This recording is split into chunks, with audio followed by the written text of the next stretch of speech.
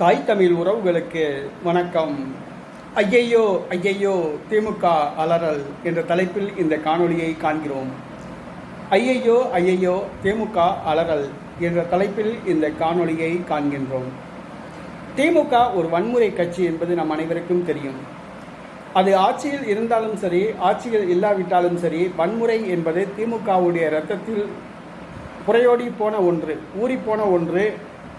வன்முறையையும் திமுகவையும் பிரிக்க முடியாது. திமுக என்றால் ஒரு வன்முறை கட்சி, நம் அனைவருக்கும் தெரியும். தமிழக மக்கள் அனைவருக்கும் தெரியும்.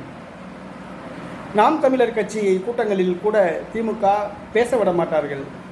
அன்பு சகோதரி காளியம்மாள் அவர்கள் மீது கற்களை வீசி எறிந்தார்கள், மது பாட்டில்களை கொண்டு எறிந்தார்கள். செந்தமிழன் சீமான் அவர்களை கொடியேற்ற விடாமல் தடுத்தார்கள், மேடையில் பேச விடாமல் தடுத்தார்கள், மேடையை தகராறு செய்வார்கள்.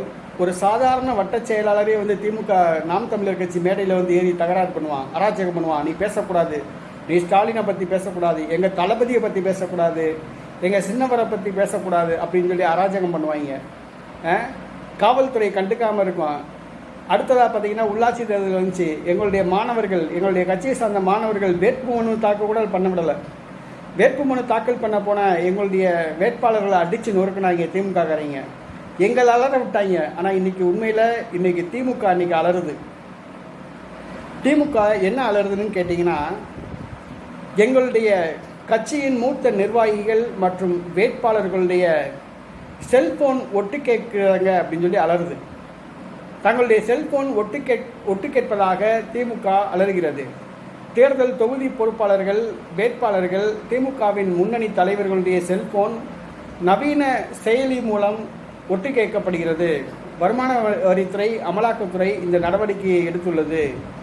எங்களுடைய செல்போன் ஒட்டு கேட்பதாக திமுக அலறியுள்ளது. அதன் திமுகவின் மூத்த தலைவர்களில் ஒருவரான RS பாரதி இன்று தேர்தல் ஆணையத்தில் புகார் அளித்துள்ளார். எங்களுடைய செல்ஃபோனை ஒட்டு கேட்குறாங்க, எங்களுடைய செல்ஃபோனை ஒட்டு கேட்குறாங்க. ஒட்டு கேட்க தானே செஞ்சாங்க, வேறு என்ன பண்ணாங்க? உங்கள் வேட்பாளரை தூக்கி உள்ளே வச்சாங்களா? உங்கள் தளபதியை தூக்கி உள்ளே வச்சாங்களா? சின்னவரை தூக்கி உள்ளே வச்சாங்களா? திமுக அமைச்சர்களை தூக்கி உள்ளே வச்சாங்களா?